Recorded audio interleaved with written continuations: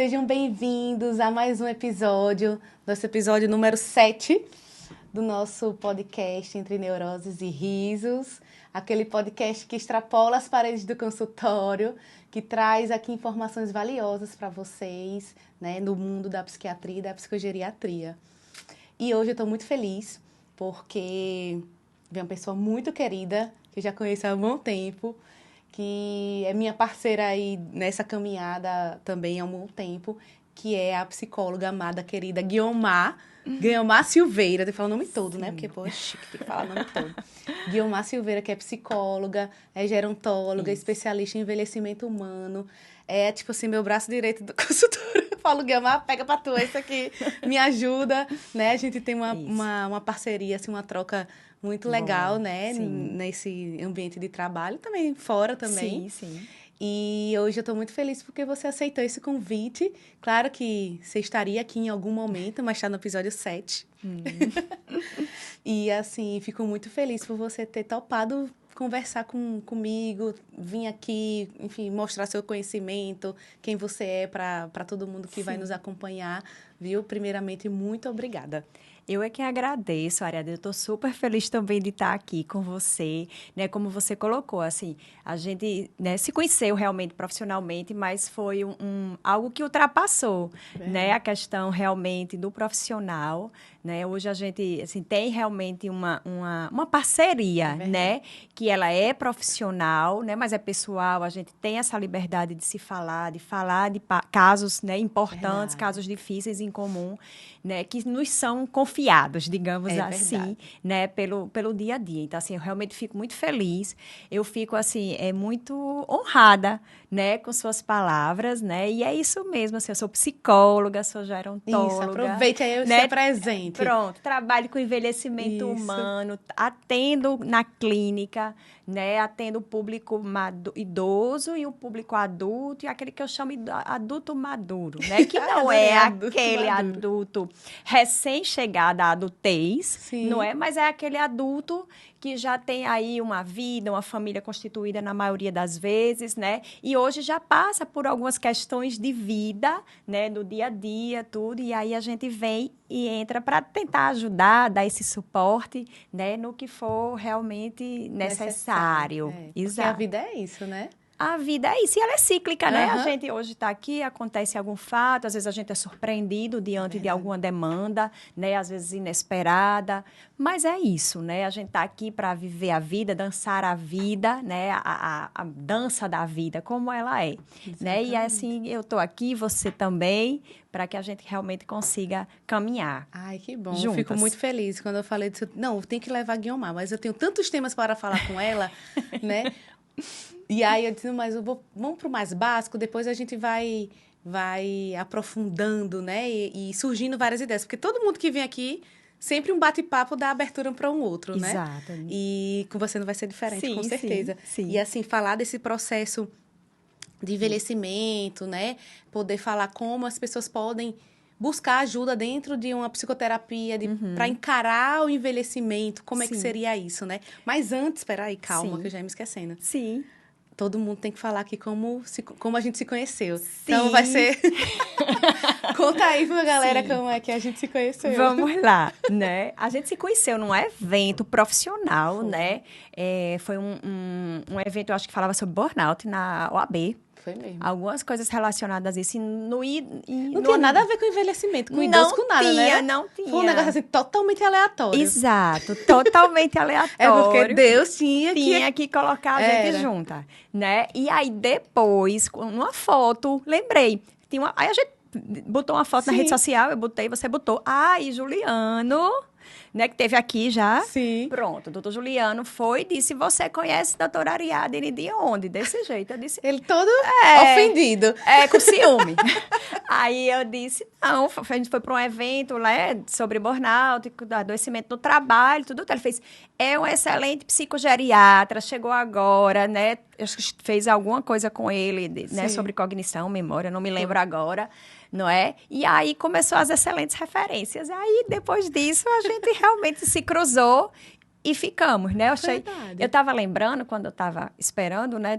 Realmente, assim, o que eu já consegui acompanhar, da sua vida, até pessoal. Olha aí, tá vendo? Os 2 filhos. Sim. Né? Sim. Assim, quer dizer, uma mudança, né? Você pegou do início, a minha chegada em Natal. Chegada em Natal. Minha construção profissional. Sim, exatamente. Né? Assim, eu me lembro, Guiomar, vou falar aqui.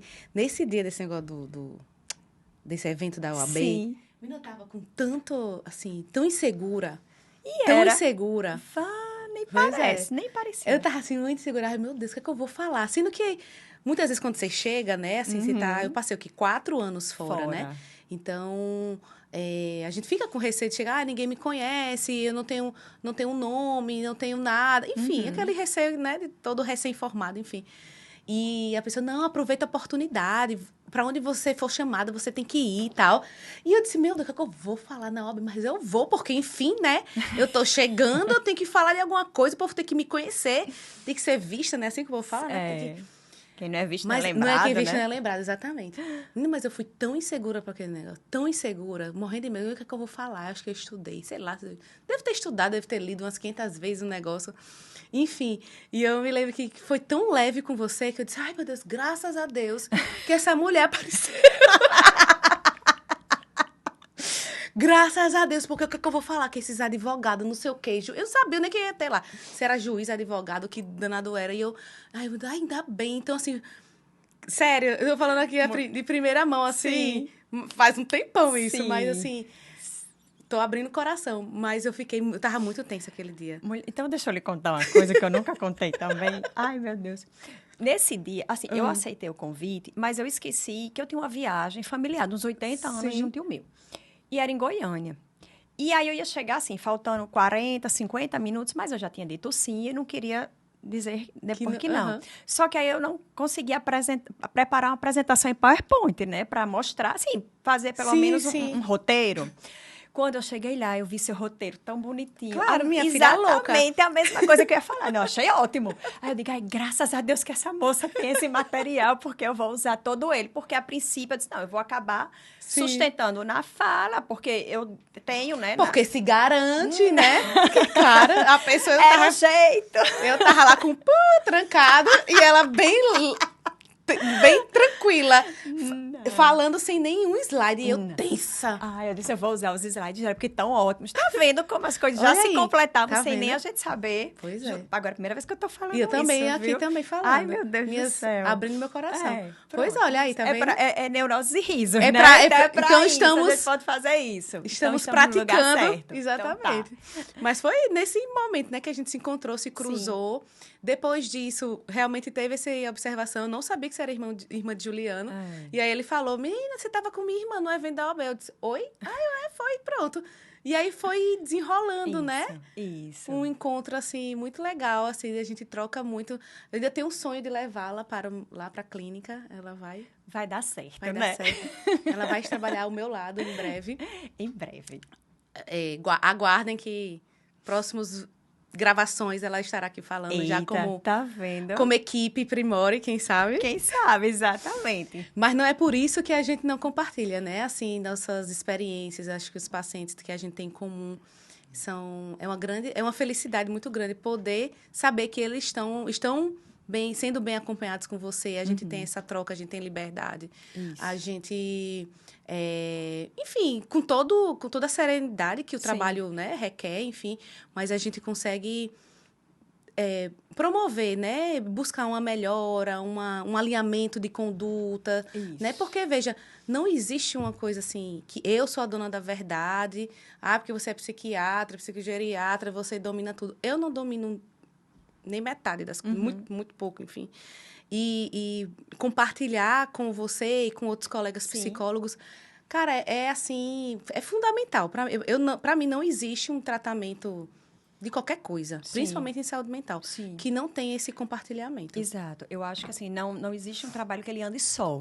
Né? O profissional de saúde mental, que trabalha com saúde mental, né, ele precisa fazer um trabalho muito profissional. Isso. Né? Então, assim, nós precisamos demais dos psiquiatras, nós precisamos exatamente, né, de vocês, a sociedade precisa, não é? E essa troca que a gente tem, porque a gente tem o privilégio de estar semanalmente com o paciente, geralmente quando ele está no início de um tratamento.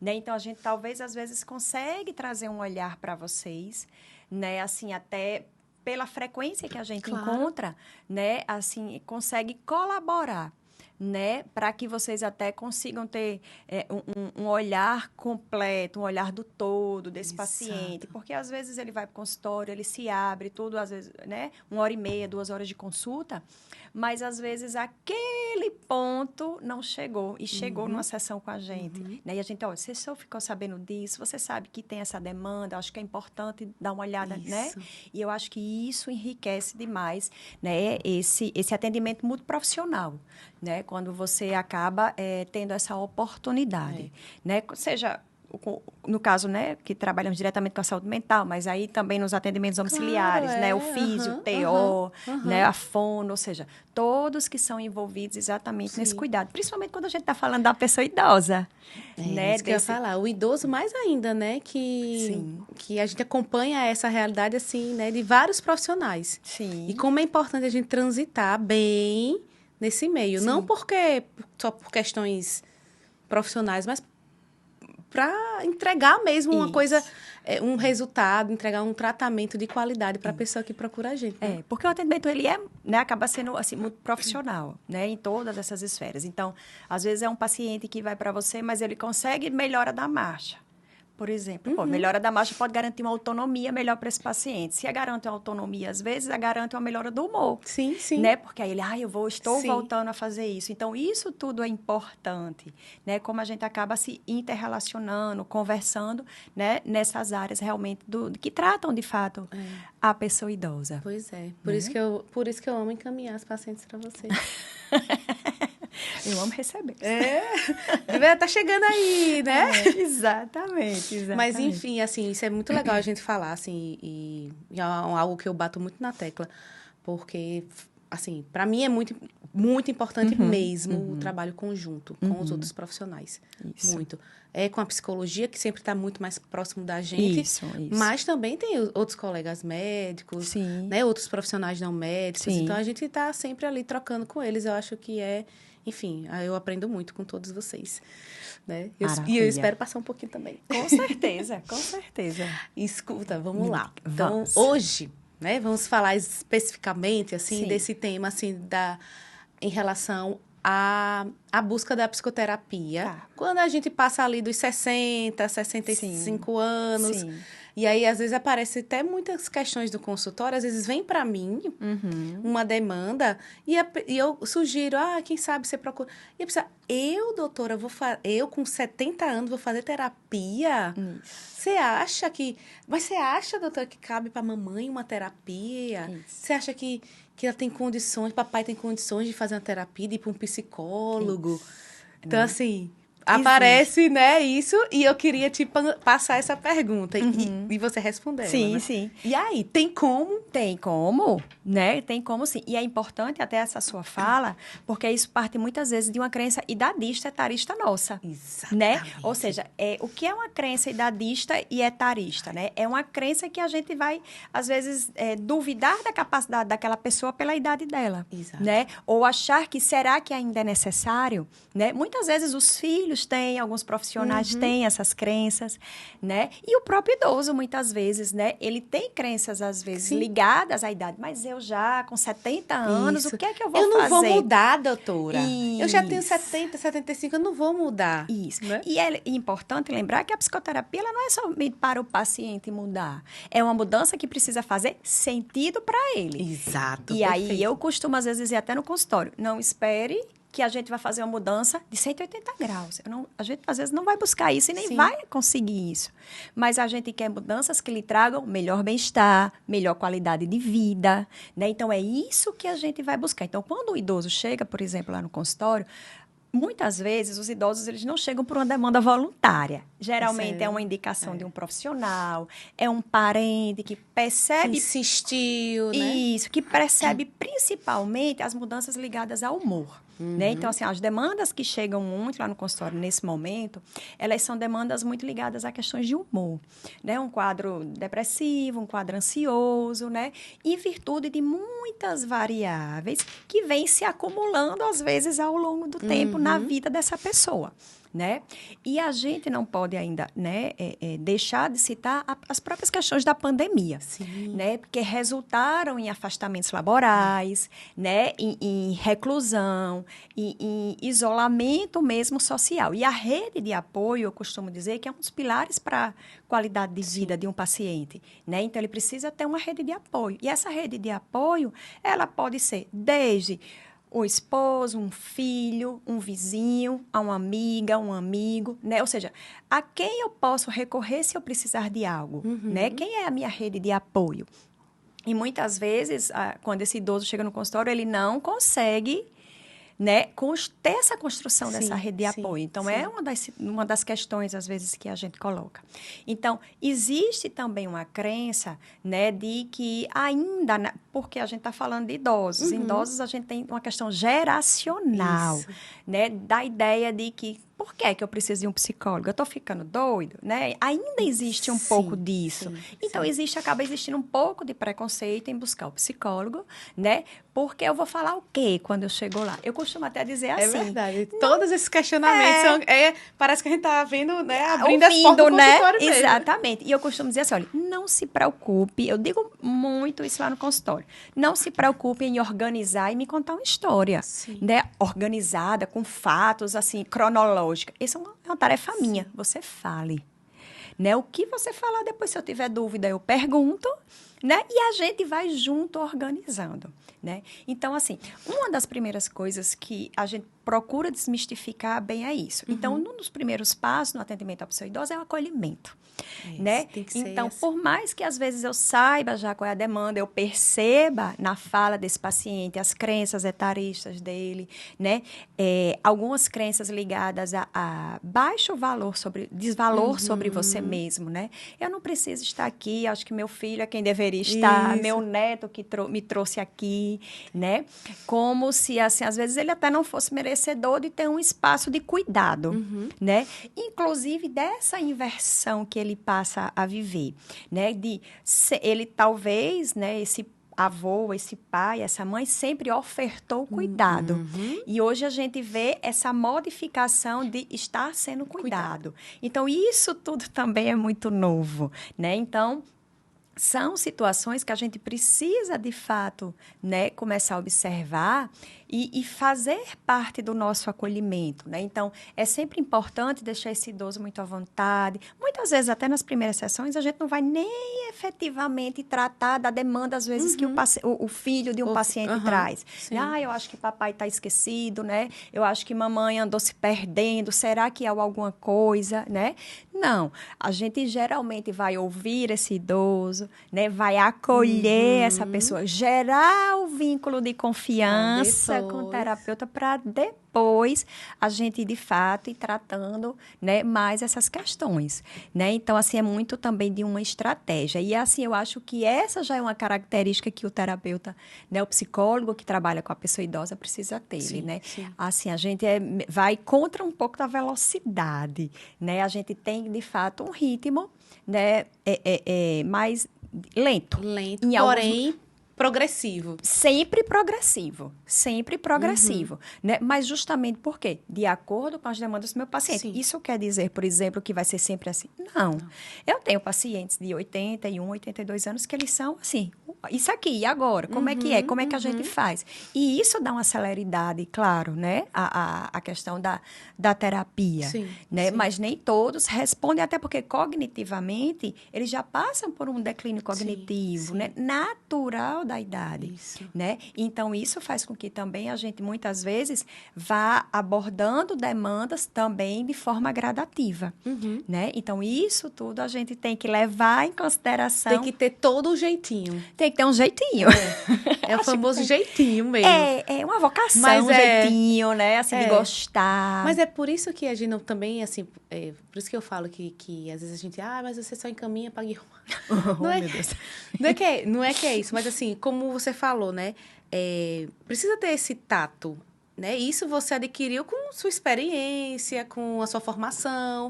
Você entende o processo de envelhecimento, entende as gerações anteriores, como elas, né, evoluíram, enfim, você entende. Então, você vai adaptando isso ao seu atendimento. Isso. É tanto que você também atende adultos jovens, né? Então, atendo.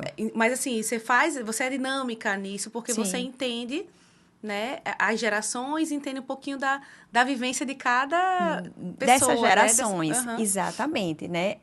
Apesar né, eu ser gerontóloga, né, trabalhar com envelhecimento humano, eu atendo esse adulto maduro, né? E ele também me dá uma boa base, um bom conhecimento para tratar o idoso. Isso. É porque a gente não pode deixar de levar em consideração as questões geracionais que envolvem a pessoa idosa, né? E isso vai fazer parte do construto dele enquanto ser humano, enquanto pessoa. Eu não posso jamais não levar isso em consideração. Né? Então, isso acaba sendo um atendimento extremamente rico e nessas múltiplas variáveis, né? E isso eu estou falando, a gente está conversando aqui muito sobre aquele idoso que não tem nenhum transtorno. Isso, que nem chegamos ainda. Neurodegenerativo, neurocognitivo, né? Deles. A gente está, de fato, falando daquele de um idoso saudável, digamos assim, do ponto de vista cognitivo, não tem nenhum declínio cognitivo. Tá ok, mas tem demandas emocionais trazidas espontaneamente ou trazidas pela família. Isso. Um transtorno de humor, um transtorno de ansiedade, que a gente sabe que tem, né, uma prevalência maior, né, nessa população. Chegou ali, você caminha dessa forma. Isso. Para uns vai ser mais rápido, que alguns vão conseguir sentar lá Isso, de acordo com a demanda. Exato.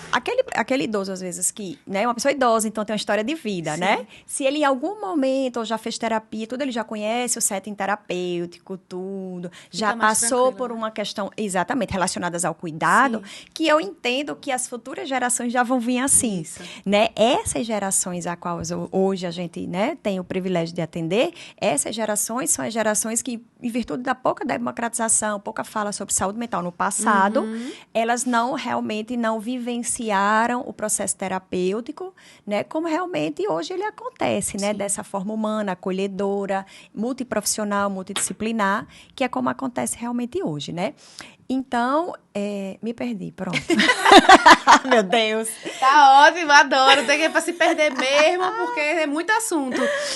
Mas tô mais lembrada do que a gente tava falando. Mas a gente tava falando era do idoso saudável cognitivamente, né? Que aí ele chega por essa demanda. E aí, às vezes flui melhor, mais rápido, enfim. Isso. Mas tem o porém, né? Sim. Que é o idoso que chega, porque também é outra questão. Sim. E aí, a gente tem condições de encaminhar? Como é que... Será? Às vezes a família fala... Mas será que vai aproveitar? Não sei se você já ouviu falar. Já. Vai aproveitar, sim, a terapia, já que vocês estão suspeitando? Será que é tá na pré-demência, pré-demência, né? Um pré-Alzheimer? Será que vai ser, né, construtivo? Fala aí, Guilmar. Eu sempre acredito que sim. Né? Por quais motivos? Esse idoso que está passando por esse processo, né? Digamos assim, dessa busca, desse diagnóstico, tudo, né? A família vem buscando essa demanda, né? Ele passa também por um conflito, né? Horas ele perde, de fato, né, a questão do que ele faz, da consciência, dos esquecimentos, mas ele também tem momentos de lucidez. E é extremamente conflitante, né, para essa pessoa, muitas vezes, que passou a sua vida inteira ativa, que exerceu o cuidado, né, sobre sua família, né, e hoje ela se vê exatamente nessa mudança de papel, né? Eu que ofertava cuidado, eu pai da família, provedor da casa. Vocês vão me controlar, né? Isso. E agora ele começa a se ver perdendo as suas autonomias, né? Então, assim, é algo extremamente conflitante que a gente precisa, de fato, trabalhar. com o paciente, por isso que é importante esse investimento na terapia, porque não é só o paciente, nesse caso, que a gente atende, é a família. Né? Porque a partir do momento que eu tenho, digamos, um chefe de família, um homem, né, um pai, eu tenho provavelmente um chefe de família, um homem, um pai, um esposo, um avô, vários papéis que vão se desfazendo, se reencontrando, reorganizando em alguns momentos, né? Então, muitas vezes, vamos dizer, um idoso em idade produtiva, ainda trabalhando, né? Sim. Ele se vê na necessidade de deixar de trabalhar. Sim. E aí a gente tem algo que é extremamente importante, chama-se identidade laboral.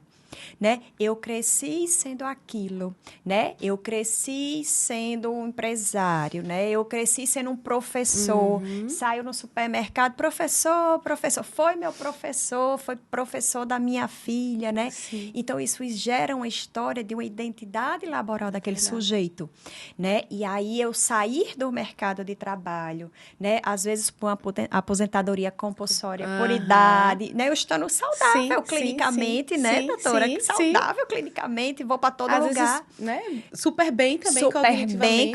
Por que eu tenho que parar de trabalhar, né? Exato, né? Então, assim, a gente vê, esse é um conflito que ele entra nessas duas esferas, do não, né, desse idoso que passa por um início de um processo de demência, mas aquele também que não. Isso. Mas essa questão laboral, ela existe muito. A dona de casa também passa por todos, porque antes ela era uma dona de casa que tinha a casa cheia com filhos, que levava os filhos para a escola, que trazia, que cozinhava. E agora? A casa não tá vazia, não tem casa. Isso, a casa está vazia muitas vezes, né? Aquelas demandas que ocupavam aquele espaço daquela pessoa, elas já não existem mais. A gente precisa ressignificar isso pelas pessoas. Elas têm outros valores maravilhosos que precisam ser enaltecidos, trabalhados, né? Então, e que muitas vezes, claro, eles não aprenderam a conviver com isso. Né? Eles às vezes nem sabem que tem, né? Então são coisas assim que a gente precisa efetivamente trabalhar. Naquelas pessoas que têm a saúde cognitiva preservada, a saúde física, trabalhar as autonomias cada vez mais, todas elas, as instrumentais, as de vida diária, as autonomias de autonomia de ir e vir para todos os lugares. Eu sou uma defensora dos processos de autonomia. Então, o máximo que você puder com que esse idoso faça as atividades dele com segurança vai ser maior. Exato. É aí onde entra a questão de como a pandemia, às vezes, a gente perdeu muita coisa com a pandemia e os idosos acabaram sendo um reflexo que é vivido até hoje, justamente por isso. Existiram muitas aposentadorias que vieram de forma compulsória, né? Então, é melhor se afastar, é melhor se aposentar, já tinha idade, já tinha tempo de serviço, é mais seguro. Porque não vai se expor, não vai sair para né? Então... E para o momento talvez fosse, mas ele foi muito abrupto, não deu tempo de existir ninguém um processo. Elaborou. Não, ninguém simplesmente sai, acabou. Saiu do mercado de trabalho, hoje eu vou, amanhã eu já não venho mais, já dei entrada na minha aposentadoria e eu já não fui mais, né? No momento de isolamento, né? Talvez foi a melhor decisão naquele momento. Mas e depois? Hoje, que estamos todos nós, graças a Deus, na vida normal. Que todo mundo volta, né? A sua rotina e a pessoa tá lá, e eu? E agora? E agora, né? O que é que eu vou fazer agora? Né? O que é que eu faço? Né? Imagine aí um profissional de saúde, né? Que se afastou, tudo por uma questão de risco, realmente. E aí, agora eu tô aqui, tô bem. Por que eu não posso mais voltar? E, de fato, aqueles que efetivamente eram concursados, né, que tinham, de fato, essa questão no serviço público, eles não têm mais como voltar. E aqueles que, de fato, eram da iniciativa privada, alguns conseguiram voltar, outros voltaram parcialmente. E aí existiram realidades de conflitos hoje, daquela de meu pai saiu da empresa, não precisa mais voltar. É aquela ideia que o filho acha que ele sempre vai saber o que é melhor para o pai. Enquanto esse idoso tiver a autonomia dele preservada, ele precisa ser ouvido. Sim. Né? Pai, o que é melhor para você? Mãe, o que é que você acha que é melhor para você?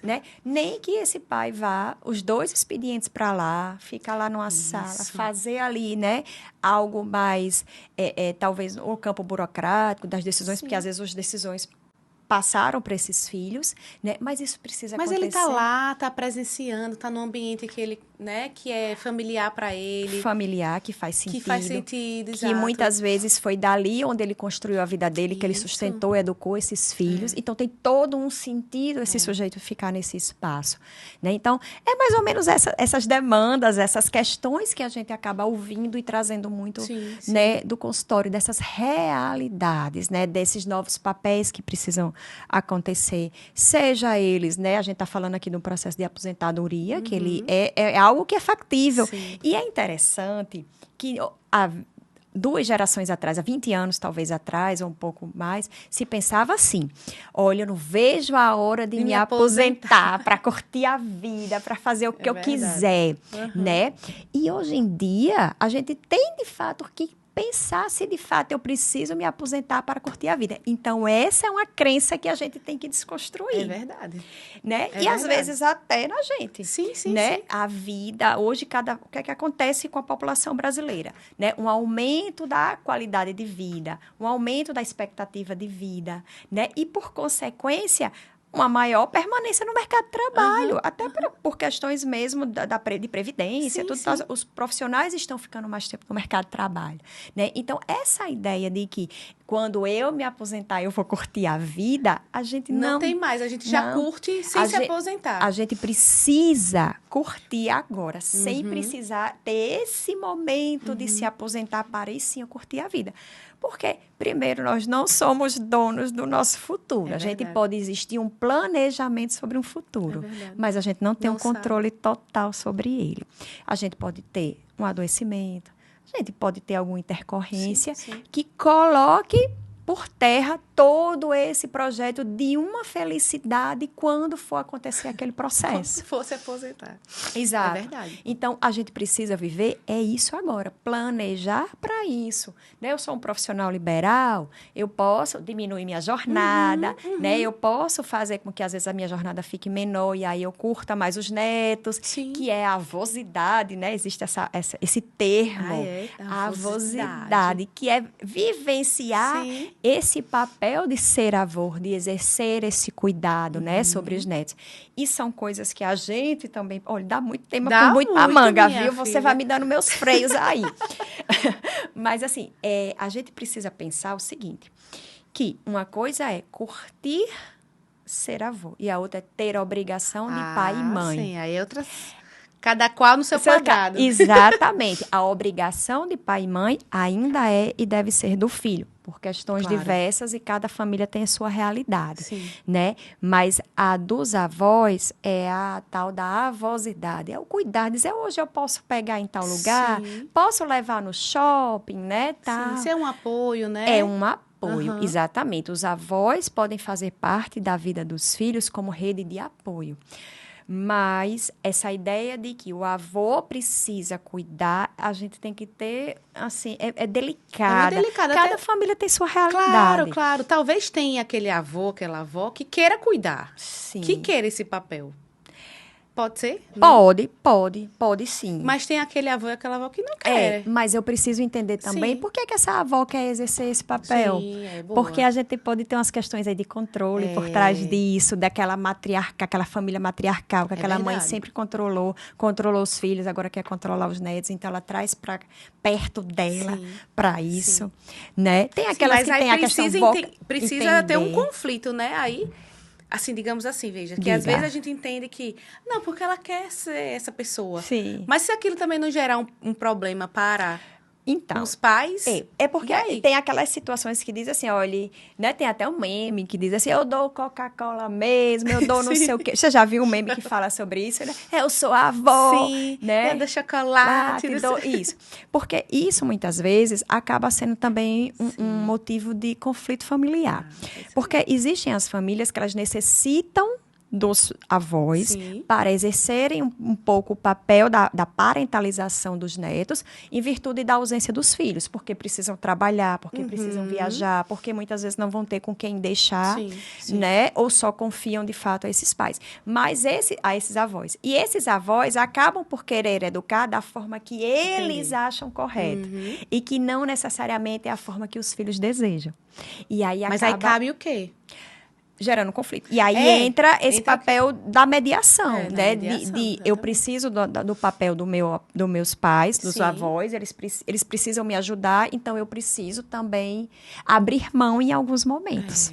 Né? E botar o limite também em alguns momentos. E colocar os limites. Ora nos avós, que é delicado, né? Ora nas crianças também. Sim. Né? Dizer assim, olha, se sua avó, né, não queira, né? Ou então, lembre que o combinado de dormir é tal hora, esse combinado é com o papai e com a mamãe, então obedeça, né? Então, assim, são múltiplas variáveis, né, que a gente consegue ter aí. Mas você vê nessa conversa como o universo da pessoa idosa, ela é rico, ela é imenso, como os conflitos existem. Aí, e é porque a gente não está falando da afetividade, né, de namorar, de assim, né, meu pai tá namorando uma pessoa, minha mãe arrumou um companheiro. Eu tenho um paciente do consultório que aí ele ficou viúvo.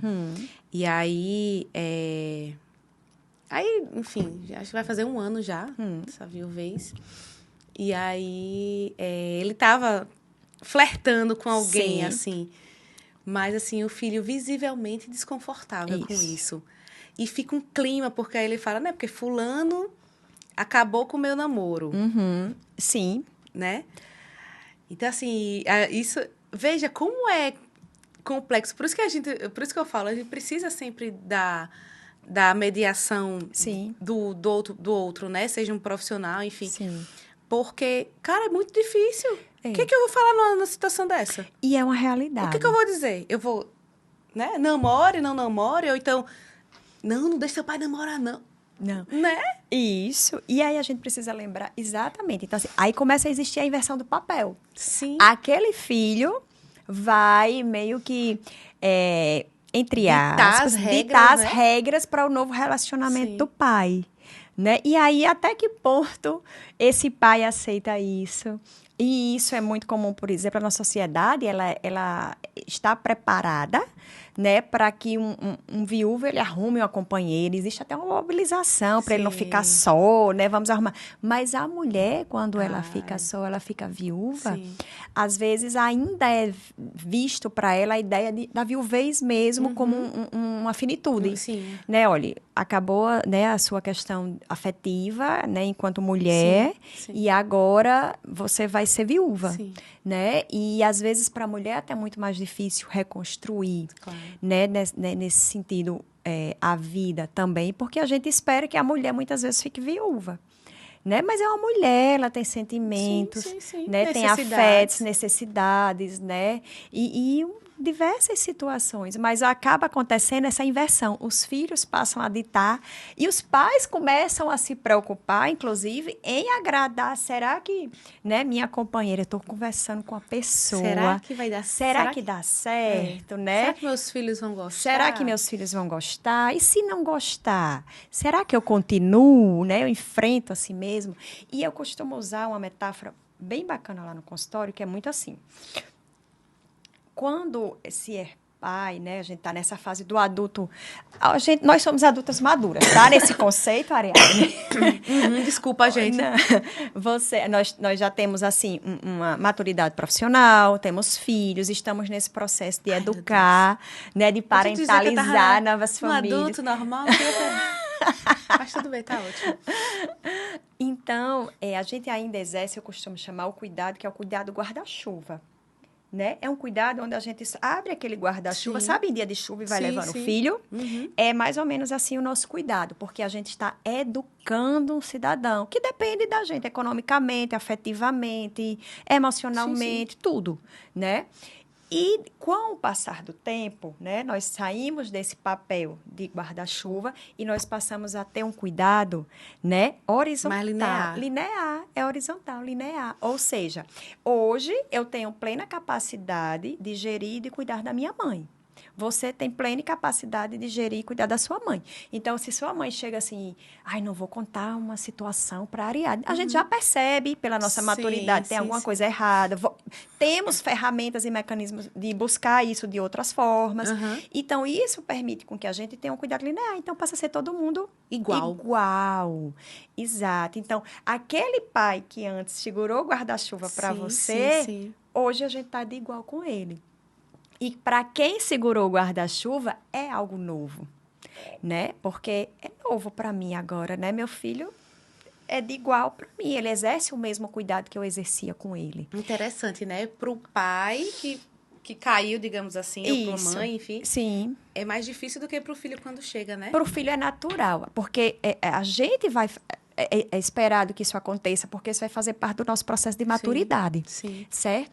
Mas o pai, né, por mais que ele fique feliz, vendo o filho crescer, né, ver o filho bem, tudo, né, para ele não é esperado. Sim. Da mesma forma, aí eu vou entrar num assunto delicado, que é quando esse idoso, né, aí o pai idoso, precisa ainda exercer cuidados para com o filho. Mesmo que esse filho não tenha, né, assim... tenham questões de saúde, às vezes, alguma necessidade, seja física e até emocional. A gente tem casos nesse sentido, sim. Né?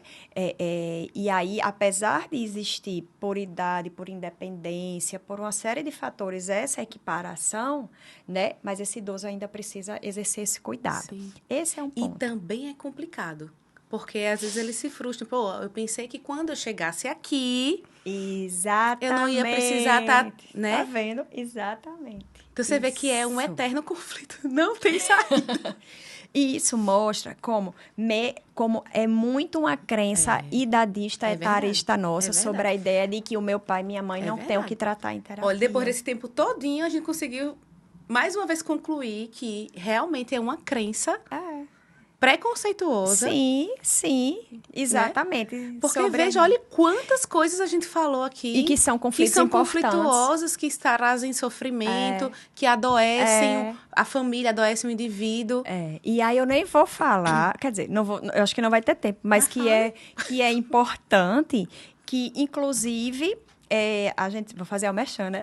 Eu, Juliano, a gente escreveu um capítulo de um livro do Manual de Geriatria que fala sobre o cuidado do cuidador.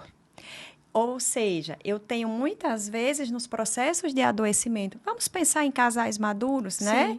Ou irmãos que moram juntos, irmãs que moram juntos, adoecimento de um. Então, eu vou ter um idoso cuidando de outro idoso, exercendo todos os cuidados em relação a uma pessoa, digamos que já começa a perder as suas atividades básicas de vida diária, suas atividades instrumentais de autonomia, né? Então, eu tenho muitas vezes aí um cuidado que ele é muito superior do que as horas trabalhadas, digamos assim, as 8 horas, né? Com certeza. Geralmente que a gente trabalha via CLT, ou contratos, concursos e etc. Porque essa média passa a ser de 10 a 12 horas ao dia, sem um dia de descanso. Por quê? Porque esse idoso que exerce um cuidado sobre outro idoso, por exemplo, muitas vezes ele precisa de alguém, de uma rede de apoio, de alguém externo para lhe render, para que ele vá ter alguma atividade de lazer, por exemplo. Então, imagine uma idosa que cuida do marido idoso, né? Que tem aí Alzheimer, já num grau que exige dele muita dependência. Imagine que ela é uma pessoa católica, né? Que costuma ir à missa, e ela, para ir à missa, ela precisa que alguém venha à sua casa para exercer esse cuidado com essa pessoa, para que ela consiga sair de casa.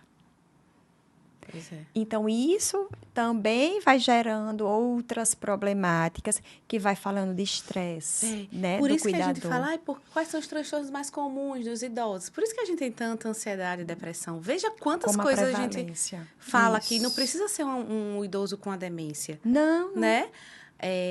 Inclusive, né...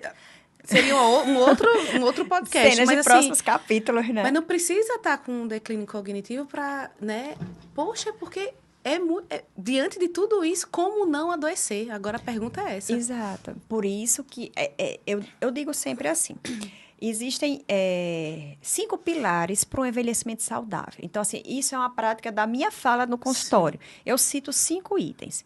Boa alimentação, prática de atividade física, desenvolvimento de novas habilidades. Aí a gente vai trabalhar a capacidade cognitiva, né? Nem que eu seja, vou fazer coisas novas, né? Rede de apoio, ou seja, eu preciso ter uma rede de apoio com quem eu posso contar. E isso pode ser a minha vizinha, meus filhos. Tem idosos que têm excelentes redes de apoio, mas tem idosos que têm uma grande dificuldade uma fragilidade em rede de apoio muito grande. E aí eu trago já uma realidade. E, por último, a espiritualidade.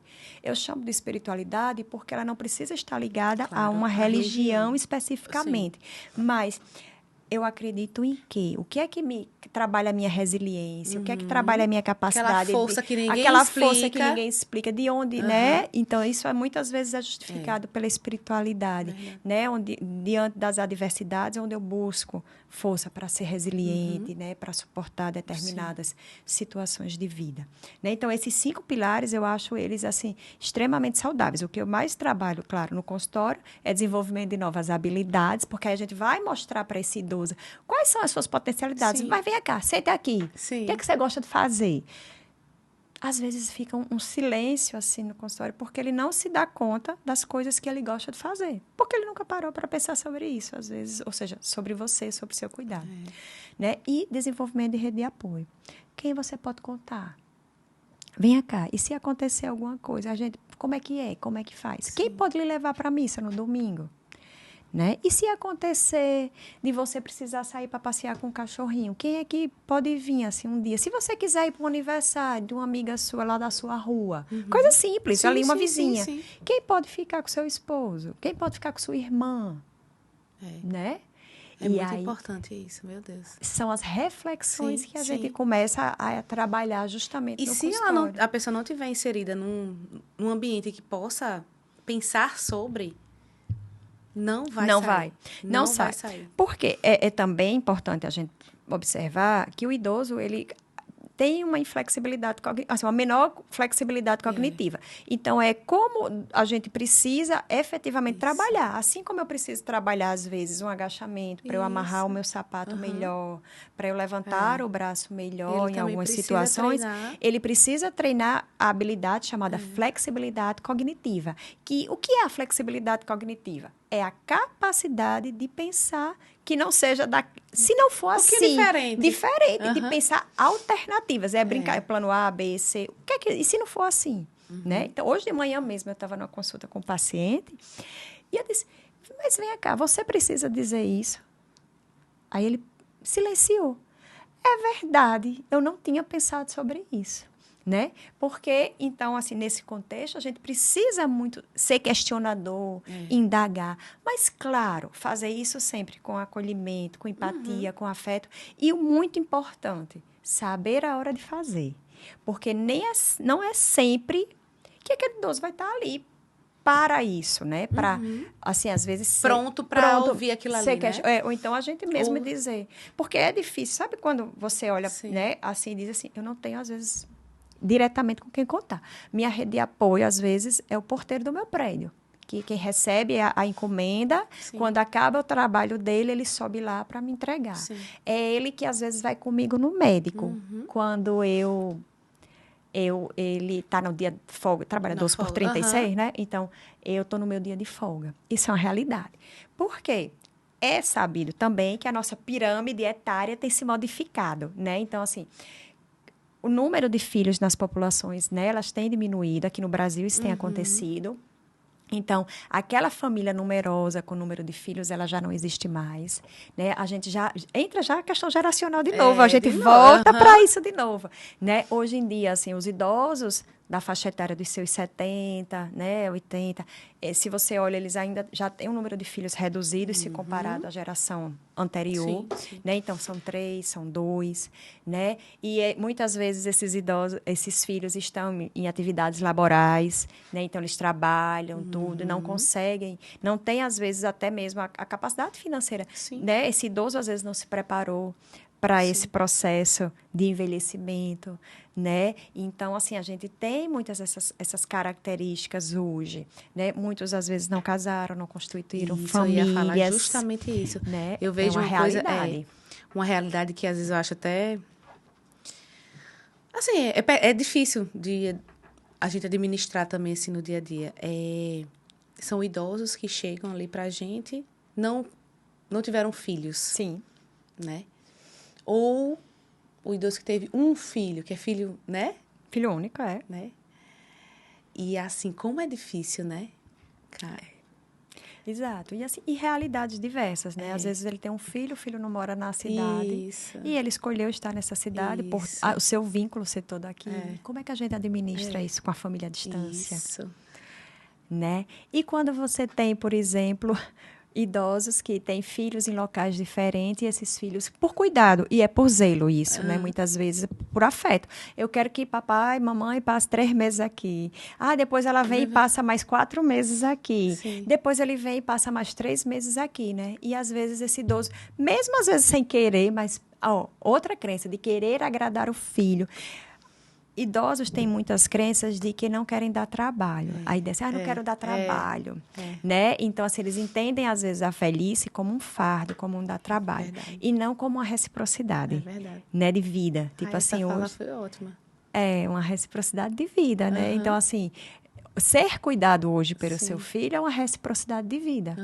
Né? Então, assim, ele está exercendo um cuidado sobre você porque em algum momento você exerceu muito bem esse papel. Exato. Né? E aí, não é porque você é um fardo, não é porque você envelheceu. É porque hoje aquele guarda-chuva fechou. Vocês hoje estão linearmente iguais e ele pode lhe proporcionar isso. Ele pode, ele quer. Ele pode, ele quer. E eu digo muitas vezes ele só conseguiu isso porque você proporcionou. Né? Quantos pais e quantas mães, às vezes, a gente tem histórias lindas no consultório, emocionantes. Porque se eu for falar, eu vou chorar, não vou contar. Mas não vou querer me emocionar aqui. Mas, assim, de pais que lutaram, batalharam mesmo, né, para para educar os filhos, para colocar numa boa faculdade, para que esses filhos conseguissem, às vezes, estudar um concurso, um sonho, né? E aí, hoje, esses filhos poderem devolver esse cuidado é um mérito do filho. Sim, mas existe por trás todo um arcabouço de apoio que foi dado por esse pai, essa mãe, esse tio, enfim, por quem parentalizou, né? Porque existe muito, nessa geração, aquelas tias, madrinhas que muitas não casaram e mas aí adotaram esses sobrinhos, exatamente. Eu tenho uma tia, Ave Maria, que eu morro de amores, não está mais aqui, né? Chamada tia Corália, que ela foi uma tia que ela não casou, né, funcionária dos Correios, e ela ajudou muito, assim, ela foi uma pioneira, porque ela saiu do interior do estado, né, enquanto as irmãs ficaram lá, casaram, tiveram seus filhos, mas ela veio para a capital, morou no Rio de Janeiro, depois veio para Natal, transferida como funcionária dos Correios, e ela absorvia todos os sobrinhos que queriam estudar na capital. E todos vieram. Minha mãe veio, minha tia veio, meus tios vieram, graças a essa mulher. Né? Então, assim, ela para mim também é um exemplo, né, dessa. E hoje a gente ainda tem essa geração dessas tias, né? Assim, eu estou chamando de tias, mas que pode ser configurado como um tio, como essa pessoa que muitas vezes essa figura, né? Essa figura que abre mão às vezes até da sua vida em prol. Tem muitos, gente, muito. E pronto, para essas pessoas a rede de apoio são as pessoas que ela cuidou, né? Exatamente. É para ser. É para ser, né? Exato. É para ser. Né? Assim, a minha tia, ela teve isso. Mas muito também porque a gente tinha muita consciência disso. Sim. Né? Assim, como a minha família foi uma família, assim. Porque, né? Eu e meu irmão, todo mundo aí cuidando dos idosos. Né? É por acaso, será? não? Né? É assim, a gente, graças a Deus, teve a oportunidade de ter uma família muito longeva. Né? Assim, eu tive... Guiomar é o nome da minha avó, né? Minha avó materna. E vovó Guiomar, ela... né, viveu até os 95 anos, né? Tia Corália viveu até os 97. Elas faleceram no mesmo dia, inclusive, com a diferença de 10 anos uma para a outra. Que coisa. E assim, a mesma coisa, assim, o adoecimento era um adoecimento de idade mesmo, né? Degenerativo mesmo pela idade. Hoje ainda tem 2 irmãs vivas, uma com 91 e outra com 102. É mesmo? Então, assim, sempre foi uma família longeva. Eu sempre fui criada no meio dessas tias-avós, eu, Juliana, enfim, nossos primos que moravam aqui em Natal, né? Porque era muito comum delas se reunirem aos sábados, olha aí a ideia da atividade cognitiva. Faziam bingo, Elas se reuniam para rezar o terço e depois faziam um bingo. Era reza e o profano depois, né? O jogo depois. Jogavam dominó, baralho, Sim. gamão. Então, assim, era muito comum a gente estar nesse universo. E aí eu acho que daí Sim, veio sim. surgindo, né? Essa afeição por esse mundo. Então, assim, diferente do que eu vejo hoje, e aí é importante a gente falar isso, existe pouca conexão dos avós, às vezes, dos netos Dos com os netos com bisos, os aham. bisavós, por exemplo, né, tudo. E é como é importante essa troca, né? Então, assim, eu fui uma pessoa que eu fui fruto dessa geração. Então, assim, eu tive a oportunidade, eu não conheci os meus bisavós, porque a geração deles faleciam muito cedo, Sim, infelizmente, sim. né? Ainda Mas era com daquela seus avós, com os sim. meus avós, com a minha avó, principalmente, porque meu avô, ele faleceu ainda era criança, Sim. mas a minha avó eu pude acompanhá-la até os últimos dias, Sim, né? sim. Assim, ela partiu eu segurando a mão dela. Aham. Então, isso para mim é algo assim perfeito, assim, Aham. eu fui muito grata Aham. por isso. E eu acho que toda essa experiência, né, de longevidade da minha família, de ter parentes tão longevos, né? Eu tenho um tio de 86 anos, anestesista, que deixou de trabalhar por opção ano passado, anestesista, quer dizer que tem toda uma precisão por opção. Exatamente, né? Então, assim, minha mãe hoje é uma pessoa extremamente ativa, tem 73 anos, né? Minha tia tem 75, né? Então, são pessoas que convivem bastante com a gente, Sim, né? sim, Então, eu sim. acho que isso faz com que a gente tenha esse olhar, Constrói, né? Assim, constrói um olhar sua... mais sensível sobre essas é. questões geracionais, né? Não. Eu sou Por isso muito que... abençoada, assim, por ter tido essa oportunidade. E E fazer foi disso uma profissão. Então, assim, eu exatamente isso que eu ia falar. sou realizada. Você Muito acabou, realizada. assim, se conectando tanto na sua vida inteira que isso virou uma profissão, né? É. E que você exerce super bem, assim... É muito interessante. Me fala uma coisa. Quais são, assim, a gente falou de várias... Muita gente saiu passeando por vários locais. eu ia né? E perguntar, assim, um vindo. Ai, negócio meu Deus. bem basicão, mas nem vou mais. A última coisa que eu vou perguntar aqui Ah.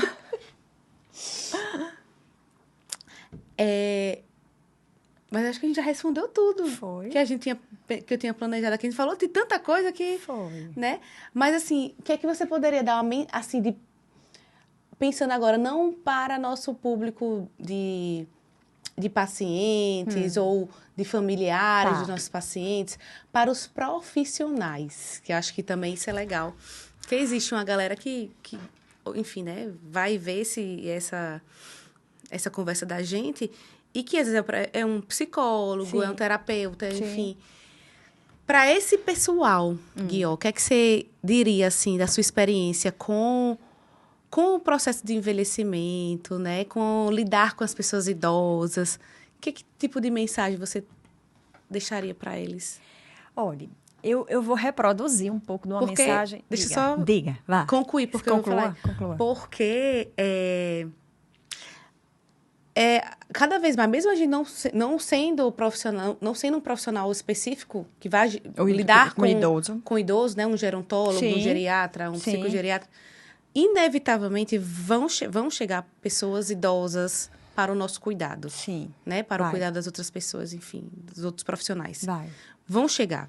Então, isso é fato. Sim. Então, acho que, né, seria muito produtivo de você poder levar, né, alguma informação para essas pessoas e deixar uma mensagem para elas, né? Como facilitar isso, né? Sim, eu vou meio que reproduzir algo que eu escutei essa semana, mas que me tocou bastante, né? Então, eu acho que isso pode, talvez, tocar alguém também, e eu vou trazer mais com minha fala. Sim. Né? Eu acho assim que estude e estude. Mas, quando você estiver de frente com alguém, você escute essa pessoa e você saberá o que fazer. Olha só. Porque é algo que é rico, né? Assim, o universo da pessoa idosa é um universo que a gente está aprendendo a lidar. E ele é novo para a gente porque a nossa população está envelhecendo agora, né? E envelhecendo com qualidade de vida. Mas são pessoas extremamente, assim, é um público... A gente trabalha com isso. Então, assim, de uma sabedoria, de uma sabedoria, né? de trocas. De valores, assim, agora você de falou, um eu lembrei cuidado. de um Eles têm um paciente... cuidado até com a gente. É interessante isso. É demais que ele sabe como ele me chamava? Minha filha. É, exato. Sabe? E eu adorava, ele até faleceu. Enfim, fiquei sabendo acho que faz uns 15 dias que ele fala isso, não sei. Enfim. E agora você falando, como é delicioso ouvir, entendeu? Eles falando, e ele trazia assim, aquela fala bem rebuscada, sabe? Cuidadosa, com carinho, com respeito. Mesmo ele não precisava chamar de doutora, ele chamava de minha filha, mas era um respeito. Isso. Né? Então, como não valorizar isso, né? Como você não olhar para uma pessoa dessa que está ali na sua frente e você não ouvi-la? Exato, exato. Então, assim, eu acho que é um público que tem muito a ofertar.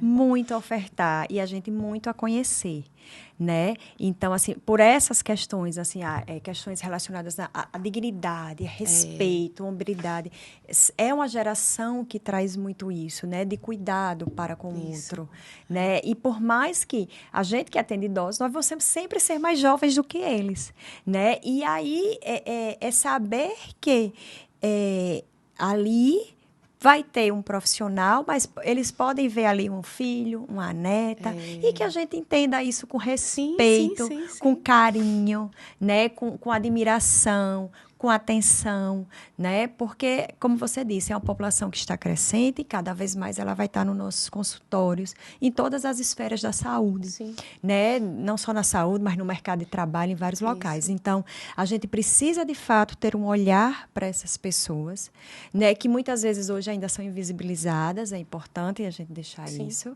né? Mas, para esse profissional, né? Que, por exemplo, eu gosto do mundo do idoso, eu acho que eu vou gostar disso, eu acho que estudar é muito importante, né? Mas é preciso existir uma característica humana, né? De humanidade. Então, se você gosta, né? Assim, na essência da palavra mesmo, eu acho até difícil com palavras a gente conseguir descrever isso.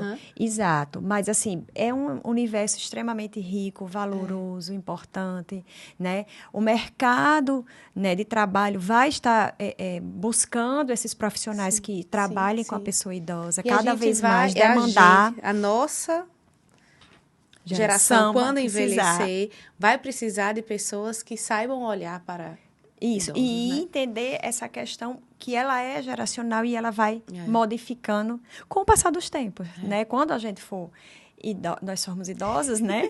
Já vai Daqui ser... a 30 anos? Não, menos. Exato, né? Abafa, não vamos fazer conta, deixa para lá.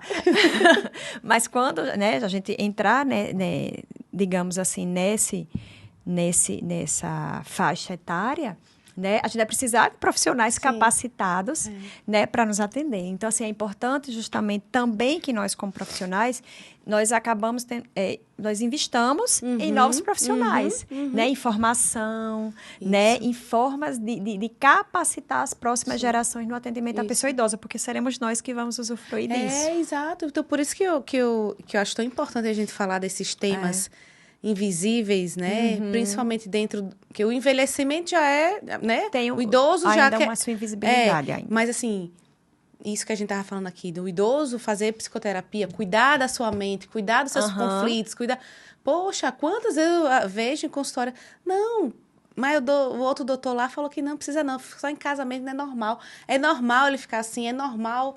Né? É porque tá idoso mesmo, é porque é da idade. Não é. Gente, não não parem de normalizar isso exatamente. Né? Idoso triste é porque é normal. Não é. Ele é a pessoa que ele foi à vida. E parem de achar que a gente não vai investir. Exato. Né? Não investir tempo, investir emoção, investir afeto, investir o que for, dinheiro, enfim. Não, né? Enquanto existir possibilidade, a gente vai estar ali tentando. Dia por dia. Eu acho que... Poxa, essa mensagem foi... Pra fechar, foi muito legal, né? Assim, enquanto existir possibilidade, a gente vai estar lá, tem dia que investir, a dia. Gente, tem que investir. Não existe isso, não existe. Fica até parecendo assim, papagaio falando várias vezes a mesma coisa, porque eu falo muito isso. Mas a gente não pode, mas não existe mais espaço para uma fala assim. Não. De que é normal, porque... não, porque tem 90 anos, porque tem 80, porque aí já é velho. É da idade. Odeio, é porque é da idade, né? Pois é, Acabou. e aí eu comecei falando em crenças idadistas e etaristas, estou falando em crenças, mas a gente não explicou talvez o que seja isso, e talvez seja importante. Sim. Né? O idadismo e o etarismo é justamente o preconceito que as pessoas têm e de incapacitar alguém em virtude da idade dela. Sim. Seja lá qual for o campo, né, profissional, afetivo, emocional, ou seja, de achar que aquela pessoa não é capaz daquilo por causa da idade, pela idade dela. Exatamente, né? Sim. Então, isso é algo que a gente precisa estar sempre formando, né? Os profissionais, eles precisam já, digamos, sair desmistificando essa crença. Todos nós, na verdade, não só os profissionais. É verdade. Guió, muito obrigada. Eu que sei nem como lhe agradeço, agradecer. mulher. Foi ótimo. Essa conversa, essa pessoa que Foi a pessoa tão fica bom, só assim, né? querendo assim, mulher, também. ouvir ela falando. Tão bom. Que fala tão bem, com tanta propriedade, que tanto afeto, com tanto carinho. A gente vê na sua fala Obrigada. o carinho que você tem pela sua profissão, pelo que você faz. E eu fico muito feliz por você estar... a gente ter tido esse momento aqui. Sim. E por a gente ter pacientes em comuns, pessoas em comuns, laços em comuns. É verdade. Eu sou muito grata também a você pelas oportunidades, por confiar os seus pacientes a mim, por essas trocas, né, que a gente costuma fazer, né? Aqui a gente tá partilhando, né, com muitas pessoas isso aí. Pois é. Mas são coisas que a gente já vem construindo, fazendo ali no direct ou às vezes no WhatsApp, altas horas da noite, né? É mesmo. Né? Você ouve quando puder. Né? Depois a gente vamos conversar sobre essa pessoa, né? Eu acho que assim isso é sobre muito, isso, é sobre isso, exatamente. Esse detalhinho é o que faz a diferença. Que faz a diferença. E eu sou também muito, muito grata a você, né? Torço por muitas coisas para você, para que as coisas sempre se encaminhem para você da melhor forma possível, do fundo do meu coração. Obrigada. Viu? Deve terminar aqui, eu vou lhe dar um abraço bem grande. Obrigada, viu? Beijo, beijo, beijo. Obrigada. Gente, obrigada por mais um momento desse. Curtam. Tem aquela negocinho do YouTube que tem que falar. Se inscreva no canal, curta, ative o sininho e compartilhe. Muito bem. Beijo. Tchau.